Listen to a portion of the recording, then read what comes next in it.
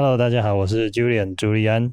大家好，我是 Jessie Matzneko。大家好，我是 EM Matzneko。今天是2021年的10月27号，欢迎回到我们和孩子谈钱第12集的节目。那今天我们要跟大家来聊一聊这个5倍券5倍券上线已经差不多快要3个礼拜了。那什么是5倍券？你们知道吗？5倍券就是类似现金的东西，只是它可以存在悠游卡或者是信用卡里，然后呢，它只能用来消费。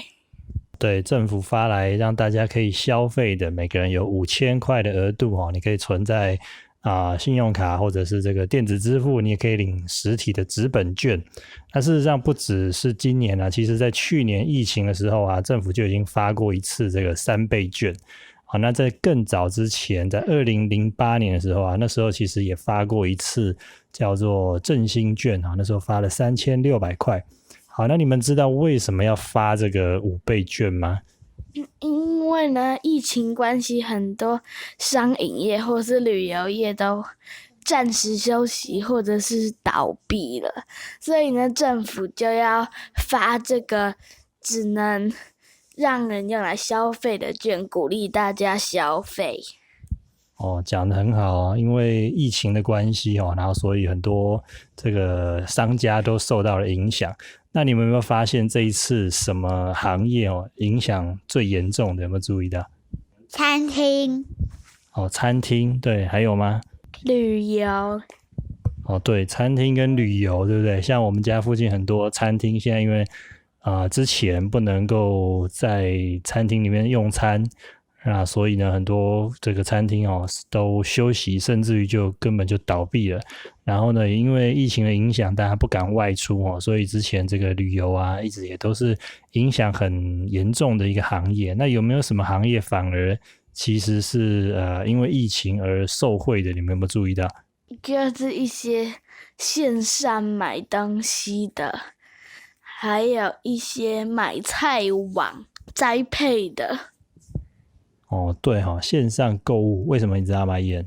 猜猜看，为什么线上购物会很红？因为线上购物卖的东西都是红色的。不是红色的。你有没有发现我们疫情在家的时候都不能出去，那怎么买东西？在网络上买东西。对，是不是很多人都上网，大家都上网买，甚至买到还塞车，有时候根本买了然后过好几天货都还没到，还记得吗？线上购物电子商务呢反而是因为这个疫情而受惠的。好，那我想问问看，你们觉得如果万一大家如果都不消费的时候会变成怎么样？世界末日。就是很多那个店家都会倒闭，然后呢就会金融海啸。这个不叫金融海啸金融海啸通常是说在2008年那个时候发生了一个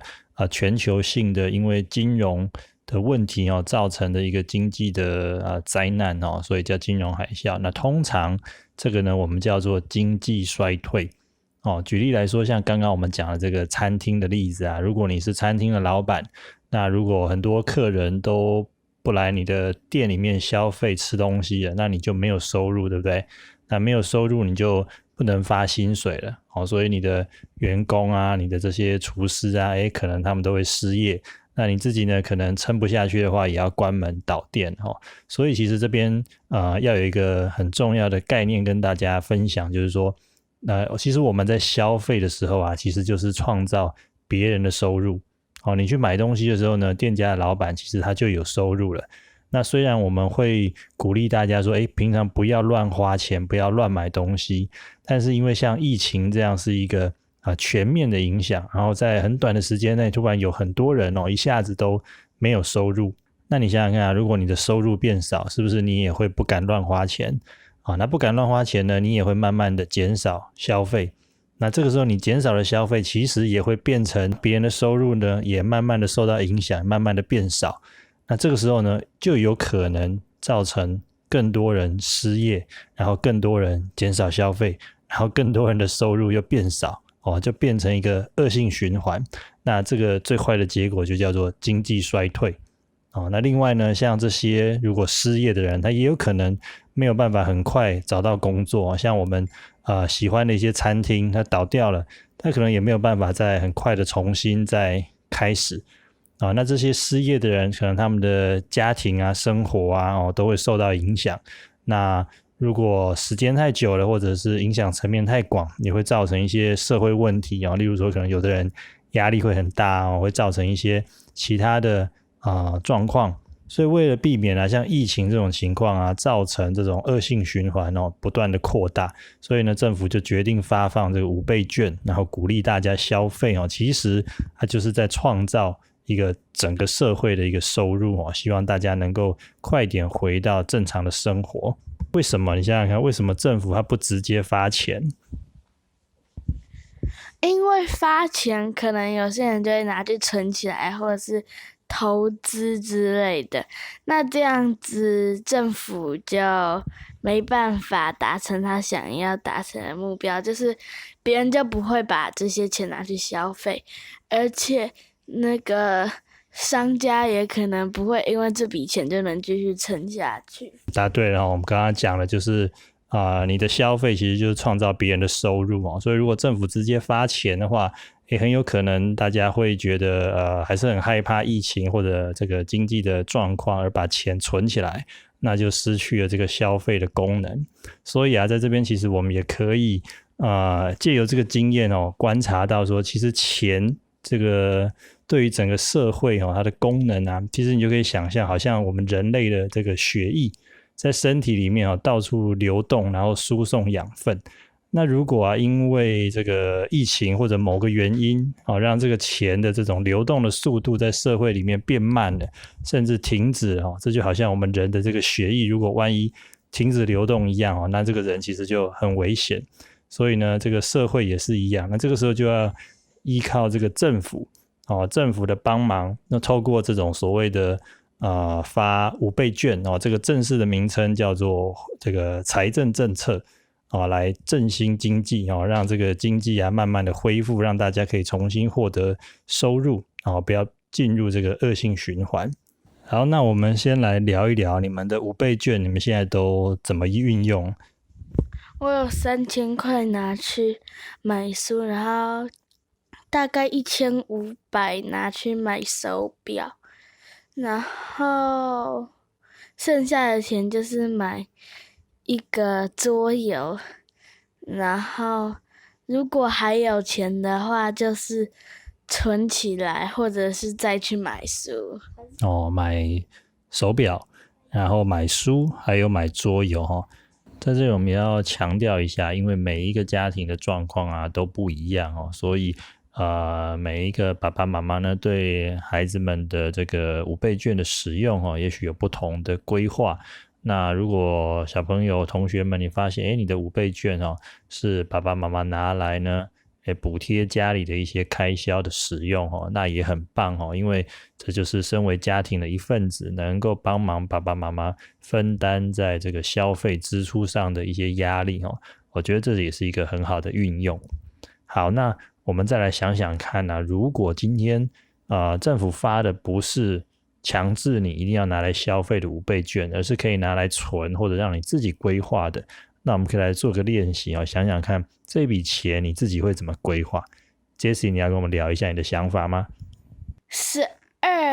？5/12我会拿去存，12/4我会拿去买东西，12/3我会拿去做公益。用12分来做这个分母很特别的一个选择。所以你会拿一部分来存，然后一部分来买东西，还有一部分会捐出去吗？很好，很棒的规划所以这个其实就是一个预算分配的概念。你们还记得我们之前玩的那个理财桌游吗？我们的游戏一开始设定是每个人收入有1000块，对不对？然后呢他的消费要花掉700到800块，然后剩下的200到300可以拿来做什么？还记得吗？买房子吗？对，买房子或买股票就是做投资，对不对？或者是做什么？做公益，我忘了。对，做公益啊，你可以捐出去日行一善，对不对？就跟你刚刚讲的一样你可以拿来做买东西是消费，还有做投资，还有做公益。但是你知道为什么游戏里面是用这个1000块跟800块吗？其实它是有设计过的因为根据政府的统计台湾的家庭平均的收入里面每1000块大概就有700到800块是用在消费买东西上面。换句话说呢，大概不到300块的钱是可以拿来储蓄或做投资或者是做公益的。所以分享这个是想让你们知道，就是说等你们以后长大之后其实大人的消费尤其是如果说以后你自己当爸爸妈妈或者有家庭了之后，其实大人的消费都会比较高。那现在呢，你是小朋友的阶段，其实大部分的花费是爸爸妈妈帮你支付的。所以呢，除了要感谢爸妈之外，那还有一个很重要，就是说你可以试着帮自己多存一点钱像在我们在游戏里面的时候我们是先用1000块的收入，然后用700块或800块去买东西。可是呢，在生活中你可以想想看，如果你把它反过来，你今天呢先存钱，先存例如说500块，然后拿去投资让钱长大，然后再用剩下的500块去消费那这样你是不是又比原来那个700-800块的消费更容易破关？可是不一定要消费变少你可以消费维持在本来的800块，然后把收入变多就好了。对，很好这是一个很棒的想法这个就是以后我们有机会可以再进一步讨论，这就是所谓的开源节流这个也是我在上课的时候常常跟同学分享的一个概念。增加你的收入就是开源，开创收入的来源。那节流呢，就是节制你的资金的流出就是不要乱买东西，不要乱浪费钱。那这2个步骤呢，都可以帮助你在不管是在游戏里面或在现实生活中，都可以更快达到这个所谓的破关的目标。好，节目的尾声呢，我们要进入我们的冷笑话时间。就是呢，有一天有一个医生去一家餐厅吃饭，